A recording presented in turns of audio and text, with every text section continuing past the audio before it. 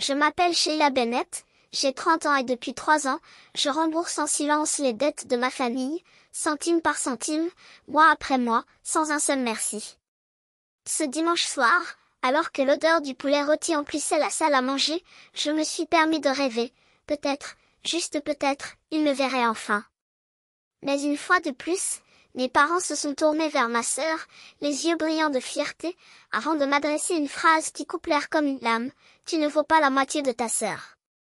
Les mots résonnaient, glacial, alors que les couverts heurtaient les assiettes. Ma sœur sourit, inconsciente du poids de cette phrase. J'ai serré fermement la fourchette, mon cœur s'emballant, mais je n'ai rien dit. Je me suis levée, j'ai poussé la chaise et je suis partie sans me retourner. Ils pensaient m'avoir vaincue, mais ils n'avaient aucune idée de ce qui allait arriver. Quelque chose qui les laisserait stupéfaits, essayant désespérément de réparer les dégâts. Je n'étais plus la fille invisible. Le temps de se cacher était révolu. Si vous vous êtes déjà senti ignoré par votre propre famille, racontez votre histoire dans les commentaires. Et assurez-vous de vous abonner pour voir comment cette histoire se déroule. Grandir à Fresno, en Californie, était synonyme de complicité absolue entre ma sœur et moi. Nous étions inséparables, comme 2 gouttes d'eau, jusqu'à ce que le lycée change tout. Enfant, nous passions nos après-midi d'été à faire du vélo dans la rue, en riant jusqu'à en avoir mal au ventre. Elle me tressait les cheveux et je volais des biscuits supplémentaires dans le pot pour elle. Nous étions un couple, partageant des secrets sous les couvertures, éclairés par la lampe de poche que nous cachions à nos parents. Ils nous regardaient avec la même affection, souriant avec fierté, encourageant chaque pas. Mais tout a changé lorsque ma sœur a commencé à jouer du violon à 12 ans. Au lycée, son talent est devenu le centre d'attention de la famille. Elle répétait pendant des heures et les notes de l'instrument remplissaient la maison, tandis que mes parents la regardaient, fascinés, comme si elle était seule au monde. Ta sœur ira loin, disait ma mère, les yeux fixés sur la partition. Mon père acquiesça en secouant la tête, elle a un don. Je m'asseyais à la table de la cuisine, mes cours de mathématiques étalés, attendant un regard, un compliment. Mais leur regard restait fixé sur elle, et leur voix devenait plus douce lorsqu'ils me parlaient, comme si mon existence était un détail sans importance. Au début, je ne me sentais pas jaloux. J'ai adoré l'entendre jouer, voir ses doigts danser sur les cordes. Mais les comparaisons commençaient à émerger, insidieuses. Pourquoi ne peux-tu pas ressembler davantage à ta sœur, ma mère a demandé un jour, d'un ton tranchant, quand j'ai eu un B en sciences. Mon père a ajouté, elle ne gaspille pas son potentiel. J'avais 15 ans et ces mots me faisaient mal comme une gifle. J'ai essayé de tracer mon propre chemin. En rejoignant le club informatique, je me suis plongée dans la programmation et l'analyse de données, des choses qui m'ont fait vibrer l'esprit. L'année dernière, j'ai remporté un concours technologique régional, ma première vraie victoire. J'ai couru chez moi, serrant le certificat contre ma poitrine, croyant que cette fois il me verrait. Mais quand je l'ai montré à ma mère, elle y a jeté un rapide coup d'œil et m'a dit, « C'est super, Sheila, mais ta sœur a une audition pour le conservatoire la semaine prochaine. » Mon père a à peine levé les yeux de son journal en marmonnant, « Bon travail, ma fille. » Ma poitrine s'est serrée, mais j'ai ravalé la douleur et j'ai mis le certificat dans le tiroir. Ce n'était pas suffisant. Je n'étais pas lassée.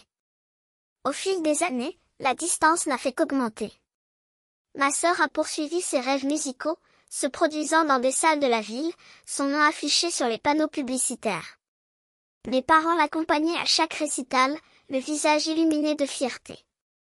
Je suis allée à l'université, j'ai obtenu un diplôme en sciences des données et j'ai trouvé un emploi dans une entreprise technologique à Fresno.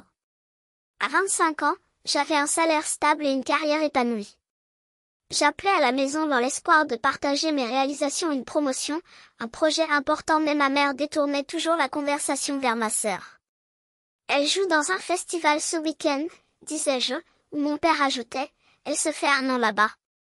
Mes réalisations ressemblaient à un bruit de fond, noyé par la mélodie de son violon. J'ai commencé à remarquer le modèle. Chaque réunion de famille, chaque appel tournait autour d'elle. Si je parlais de mon travail, ma mère souriait sans enthousiasme et disait, « C'est pratique, Sheila, mais la passion de ta sœur est autre chose. » Mon père était fermement d'accord, elle a un don. J'ai hoché la tête, me forçant à sourire, tandis qu'à l'intérieur je criais, pourquoi ne peuvent-ils pas me voir? Pourquoi mes efforts, ma stabilité, ne suffisent-ils jamais? Je ne voulais pas rivaliser avec elle. Je voulais juste être vue, avoir autant d'importance qu'elle. Mais chaque fois que je pensais avoir gagné leur respect, ils ont placé la barre plus haut, faisant d'elle un modèle que je ne pourrais jamais atteindre. À 28 ans, j'avais déjà appris à garder mes victoires pour moi. J'ai arrêté d'attendre des compliments, d'attendre de l'attention. Mais la douleur n'a pas disparu. Il grandissait comme un nœud dans la poitrine, se resserrant à chaque comparaison. J'aimais ma sœur, mais je ne pouvais échapper à l'ombre qu'elle projetait, ni à la façon dont mes parents la plaçaient sur un piédestal alors que je restais invisible à ses pieds. Ce nœud était sur le point de se défaire d'une manière à laquelle personne ne s'attendait. Mais à l'époque, je ne pouvais qu'avancer, en espérant qu'un jour ils remarqueraient leur fille qui était juste devant eux. Il y a 3 ans, ma mère m'a appelée au milieu de la nuit, la voix tremblante de panique. Son rêve vieux de 10 ans, un magasin de fleurs, s'effondrait. J'avais 27 ans, je vivais seule et je m'établis enfin comme analyste de données. Le téléphone a vibré sur la table de nuit, me sortant du sommeil. Sheila, nous avons des ennuis, murmura-t-elle, les mots brisés, désespérés. Il a expliqué que le magasin, sa fierté, s'endettait. Elle avait contracté des emprunts auprès d'usuriers, pensant pouvoir redresser la situation, mais les factures ne faisaient qu'augmenter, et maintenant la banque menaçait de reprendre la maison familiale. Si cela se révèle, nous serons détruits, a-t-elle déclaré, la voix brisée. Je me suis assis dans mon lit, le cœur battant, essayant de tout comprendre. Je lui ai demandé pourquoi elle ne l'avait pas dit à mon père ou à ma sœur, mais elle m'a supplié de garder le secret, disant que ce serait une honte à leurs yeux. Contre ma propre raison, j'ai accepté d'aider. J'ai commencé à transférer de l'argent de mes économies pour couvrir les paiements 5 000 par mois, parfois plus. Ce n'était pas facile. J'ai réduit mes dépenses en dîner, en nouveaux vêtements et même en café le week-end. Mon compte en banque diminuait, mais je me suis convaincue que c'était pour la famille, pour le rêve de ma mère, pour notre maison. Chaque mois, je faisais le virement, et elle répondait d'un ton sec, je l'ai reçu. Merci. Pas de questions sur la façon dont je me débrouillais, non merci au-delà de ces 2 mots. Je pensais que de cette façon, elle me verrait enfin, réaliserait que c'était moi qui tenais tout ensemble. Mais rien n'a changé. Mes parents ont continué à idolâtrer ma sœur. Leur performance au violon dominait la conversation, même si j'ai vidé mes économies pour les renflouer. Je visitais leur maison en espérant un peu de reconnaissance, mais le sujet lui revenait toujours. Votre sœur a un récital important ce mois-ci, disait ma mère, les yeux brillants alors qu'elle me montrait un dépliant avec son nom bien en évidence. Mon père ajoutait, elle rayonne, Sheila. Je me forçais à sourire, le ventre noué, et essayais de mentionner ma dernière réussite, mais la phrase mourut dans l'air, avalée par l'écho de son violon. Projet au travail, un nouveau modèle de données qui a permis à l'entreprise d'économiser des milliers de dollars. Ma mère regardait à peine dans ma direction. C'est bien, ma fille, dis-je, mes doigts glissant déjà sur mon téléphone portable, où les photos de ma sœur sur scène occupaient tout l'écran. Mon père n'a même pas levé les yeux du journal. Continue comme ça, Sheila, murmura-t-il, comme s'il parlait dans les airs. Ses paroles étaient comme une porte qui me claquait au visage pas avec un bang, mais avec ce clic final et sourd de quelque chose qui se fermait pour toujours. Une fois, j'ai essayé de m'asseoir avec ma mère à la table de la cuisine, des dossiers remplis de feuilles de calcul à la main, des chiffres qui prouvaient comment nous pouvions réduire les coûts et sauver le magasin. Maman, nous avons besoin d'un plan, ai-je commencé en désignant les colonnes de dépenses qui saignaient notre avenir. Elle a à peine touché les papiers. Votre sœur a un concours régional la semaine prochaine, interrompit-il, les yeux déjà lointains, comme si je parlais de quelque chose d'aussi hors de propos que la météo. Elle a besoin de notre soutien maintenant. J'ai regardé les lignes se brouiller devant mes yeux, l'effort de plusieurs mois se dissoudre dans l'air comme de la fumée. Mon père est entré dans la cuisine, a compris la fin de la phrase et a ajouté, sans même me regarder, ne la distrais pas avec ça maintenant, Sheila. Elle a déjà assez de soucis. J'ai avalé difficilement, replaçant les feuilles de travail dans le dossier. Ils ne se souciaient pas que je porte leur poids sur mes épaules, leurs dettes, leurs secrets, la maison qui s'effondrait pendant qu'ils applaudissaient ces arpèges parfaits. Les mois se sont transformés en années et les paiements ont continué à sortir de mon compte, silencieux comme une tumeur qui se développait en moi. Je me réveillais au milieu de la nuit, calculant mes soldes, me demandant combien de temps je pourrais tenir. Pendant ce temps, la carrière de ma sœur fluctue, des concerts rares, des cachets maigres et toujours, un coup de main pour eux. Il me faut encore un mois, jusqu'au prochain spectacle, disait-elle, et il donnait sans hésiter, comme si l'argent sortait de terre. Je savais qu'une partie de ces prêts provenait de mes transferts, de ma sueur, de mes nuits blanches pour clôturer les budgets au travail. Mais ils ne le lui ont jamais dit. Au lieu de cela, il la félicitait à chaque note, comme si elle était le pilier qui soutenait la famille. Elle a tellement de passion, soupirait ma mère un soir, la voix pleine de fierté en feuilletant un programme de concert avec le nom de ma sœur en lettres grasses. Mon père hocha la tête, les yeux brillants. Elle est notre star. Je restais là, silencieux, le poids de leurs secrets m'écrasant les côtes. J'avais envie de crier, c'était mon argent, c'était mes économies, c'était ma vie que j'avais donnée pièce par pièce pour les maintenir à flot. Mais je n'ai pas crié. J'ai simplement hoché la tête, la douleur creusant des sillons plus profonds en moi, comme une rivière asséchant son propre lit. Aujourd'hui, avec le recul, je vois comment cette époque m'a façonné. J'ai continué à payer parce que je sentais que c'était mon devoir. Chaque réalisation ignorée, chaque effort balayé sous le tapis était une fissure de plus dans ce qui restait de mon cœur. Je n'étais pas seulement invisible. C'était jetable. Et pourtant, je ne pouvais pas m'arrêter. Pas encore. Je me suis dit que c'était pour la famille. Mais au fond, j'espérais encore bêtement, désespérément qu'un jour ils me verraient. Qu'ils ont compris ce que j'ai fait pour eux. Cet espoir m'a gardé piégé, même s'il m'a déchiré. Le dîner de dimanche dernier était censé être une célébration du grand spectacle de ma sœur. Au lieu de cela, c'était le déclencheur. Je suis arrivée à la maison familiale à Fresno avec l'estomac déjà gonflé d'impatience, non pas à cause de la nourriture, mais parce que je savais qu'une fois de plus, je serais une toile de fond. La table était mise avec les bons plats de ma mère, l'air chaud avec l'odeur des lasagnes qu'elle préparait seulement pour les grandes occasions. Je m'assis à ma place habituelle, en face de ma sœur, dont le sourire illumina la pièce tandis que ma mère lui tendait un verre de vin. À ta dernière victoire, ma mère leva son verre, la fierté débordant de chaque syllabe. Mon père a fait écho, sa voix rauque d'émotion, vous nous rendez si fiers.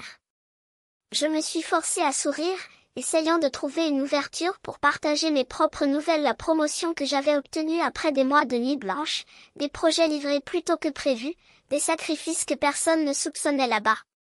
Mais avant que je puisse ouvrir la bouche, ma mère s'est tournée vers moi, les yeux plissés comme des lames. Sheila, tu devrais apprendre de la détermination de ta sœur, coupa-t-il d'une voix aiguë. Tu n'es pas la moitié de la femme qu'elle est.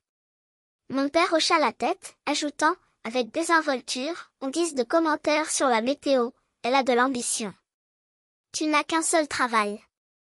Les mots m'ont frappé comme un coup de poing dans le plexus solaire, me coupant le souffle. Ma sœur n'a même pas cligné des yeux, elle a juste bu une gorgée de vin, un petit sourire se formant au coin de la bouche, comme si elle savait déjà que ces mots feraient plus mal que n'importe quel couteau. Je restais immobile, la fourchette planant au-dessus de l'assiette intacte, les lasagnes désormais floues devant mes yeux. Mon cœur battait si fort que j'ai cru qu'il l'avait entendu, mais personne ne l'a remarqué. 3 ans. 3 ans à payer des dettes qui n'étaient pas les miennes, à avancer des échéances pour ne pas perdre leur maison, à renoncer à des voyages, à des cours, à une vie qui aurait pu être la mienne. Et j'étais là, réduit à une ombre, une déception, alors qu'il brillait pour elle. J'ai regardé ma mère, le visage illuminé par le reflet d'une fierté qui n'existait que pour son autre fille. Pour mon père, dont les yeux n'ont jamais quitté l'étoile familiale. J'étais transparent. Mes économies, ma sueur, mes nuits blanches tout effacées par la lueur de son violon, par l'illusion que c'était elle qui nous unissait. L'air devenait épais, suffocant, mais mon visage restait impassible. Je ne leur donnerais pas le plaisir de me voir cassé. Je me levai, le frottement de la chaise sur le sol ressemblant à un cri. J'ai besoin de prendre l'air, marmonnai-je. Ma mère a à peine levé les yeux. Ne fais pas de scène, Sheila, a-t-il dit, comme si j'étais un enfant en colère. Mon père ne m'a même pas regardé. Laisse-la tranquille, grommela-t-il, tournant maintenant son attention vers la fille qui comptait. Ma sœur haussa un sourcil, comme si mon départ n'était qu'un caprice sans importance. J'ai attrapé mon sac et je suis partie, la porte se refermant derrière moi avec un clic qui résonnait comme un point final. L'air frais de la nuit m'a frappé le visage, mais il n'a pas éteint le feu qui brûlait à l'intérieur. Je suis rentrée chez moi, les mains agrippées au volant, leurs mots résonnant dans mon esprit, leur indifférence comme un poison dans mes veines. J'avais porté leur fardeau, sauvé ce qui restait de leur orgueil, et pourtant, pour eux, j'étais moi. C'est à ce moment-là, avec les lumières de la ville floues derrière la fenêtre, que j'ai su, c'était fini. De retour à mon appartement, je me suis assis à mon bureau, l'écran de mon ordinateur portable étant la seule lumière dans la pièce. Ses doigts tremblèrent alors qu'il ouvrait l'email et commençait à taper. Je n'ai épargné personne, mère, père, sœur. Le tout dans le même champ destinataire. Il n'y aurait plus de secret. J'ai écrit sur les 3 années de paiement silencieux, sur chaque transfert que j'ai effectué pour rembourser les emprunts de ma mère, sur chaque sacrifice pour que le magasin ne ferme pas ses portes. J'ai décrit les nuits blanches, équilibrant les comptes pour ne pas perdre la maison tout en applaudissant chaque note qu'elle jouait. Et puis, finalement, j'ai laissé échapper les mots que j'avais avalés depuis si longtemps, ça suffit. Je ne paierai plus un centime. Je ne porterai plus ce fardeau à ta place. Tu es seul maintenant. J'ai cliqué sur envoyer.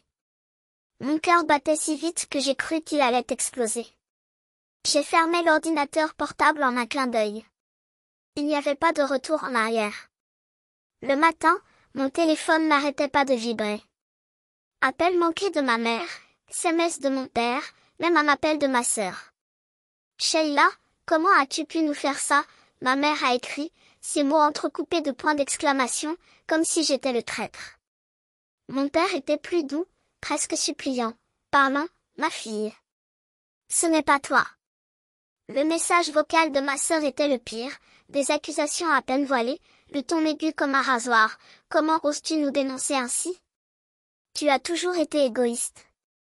J'ai regardé l'écran, les notifications s'accumulent, mais je n'ai pas répondu. Pas après des années à attendre qu'il me voie.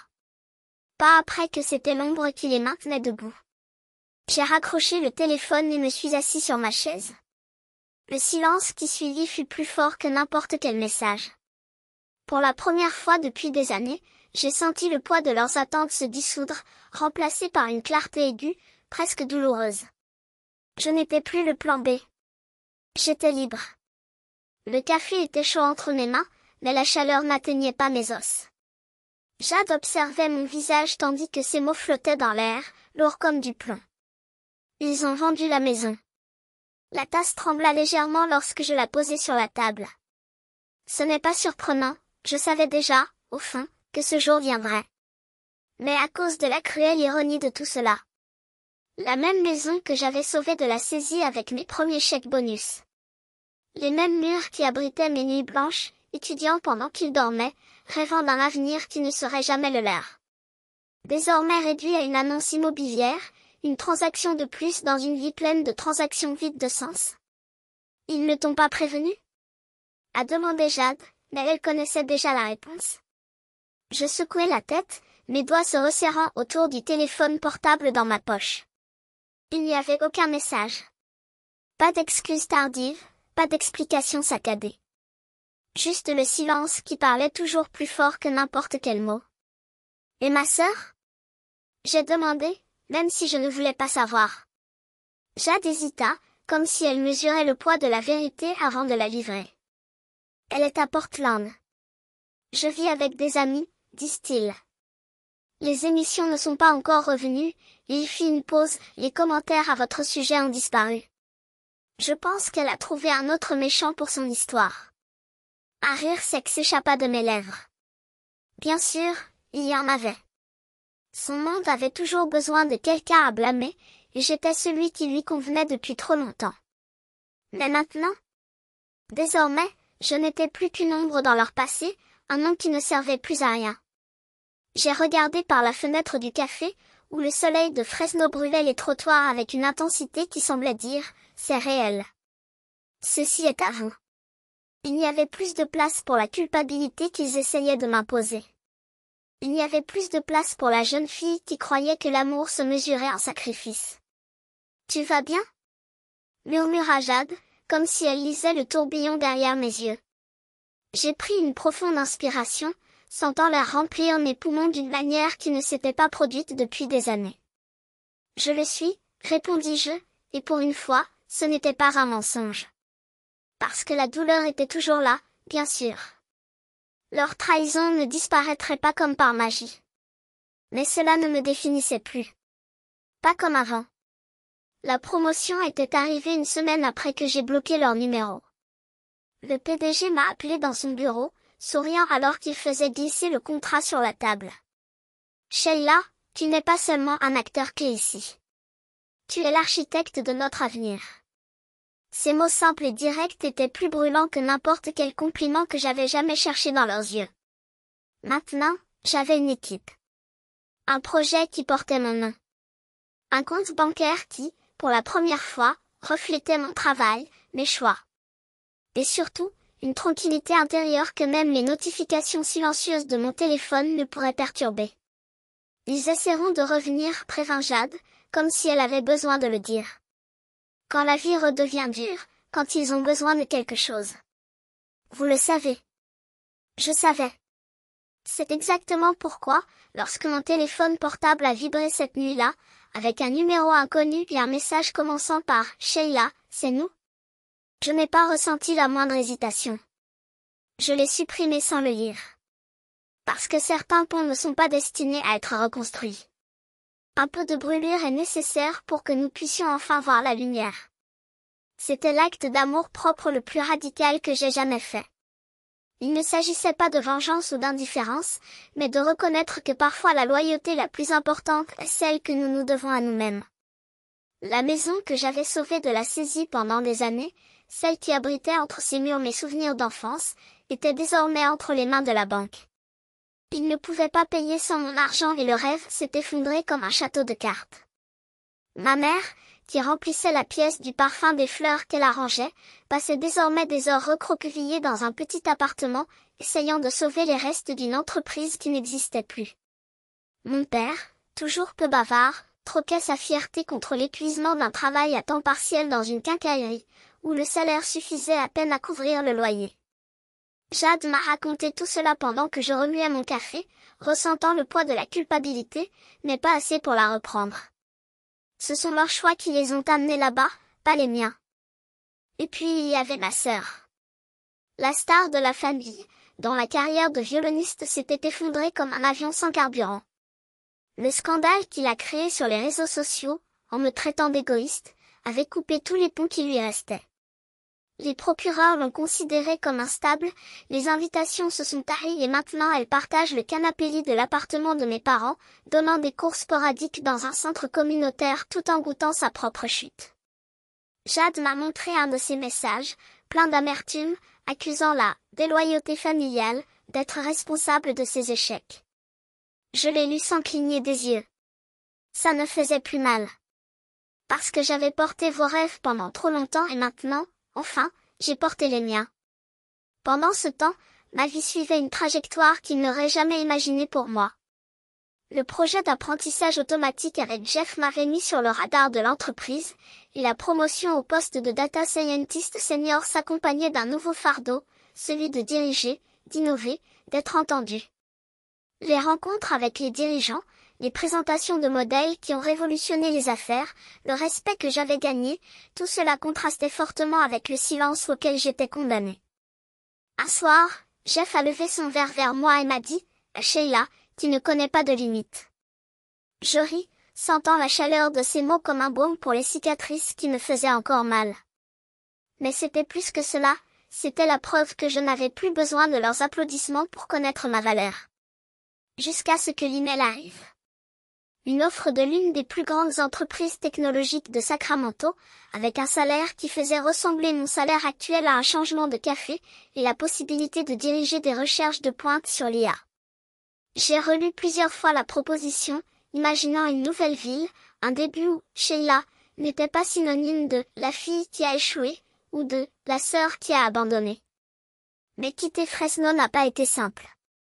C'est là que je m'étais réinventé, où Jade et Jeff sont devenus ma famille de choix. Les rues, les cafés, l'odeur de la terre après la pluie, tout m'incitait à rester, comme si prouver quelque chose à cette vie revenait à faire mes preuves. Mais Sacramento a murmuré quelque chose de différent. Un endroit où je pourrais simplement être moi-même, sans le poids des attentes des autres, sans l'ombre d'un passé qui me définissait par ce que je ne pouvais pas être.